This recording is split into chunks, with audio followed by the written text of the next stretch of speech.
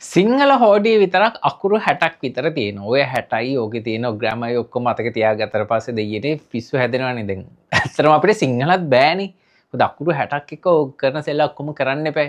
ඉංග්‍රීසි වල නම් චූටි හරි හොඳක් තියෙනවා. මොකද අකුරු 26යි තියෙන්නේ. 26 මොන හරි ගහන්න පුළුවන්. නමුත් ඉංග්‍රීසි වැරි සුද්දොත් ඉන්නවා. ඒ කියන්නේ ඇත්තටම මේ අපි මිනිස්සු කතා කරන භාෂාව මාරම සංකීර්ණයි. මේවා මේ කම්පියුටර් එකකට නෙමෙයි පුංචි හරි මැෂින් එකකට දුන්නොත් උත් පිස්සු නටනවා. දැන් අපිටත් වෙලා තියෙන මේ වැඩේ තමයි. ඉතින් ඒක හන්දා මේ භාෂාව ගැලපෙන්නේ නැහැ යන්ත්‍ර වලට.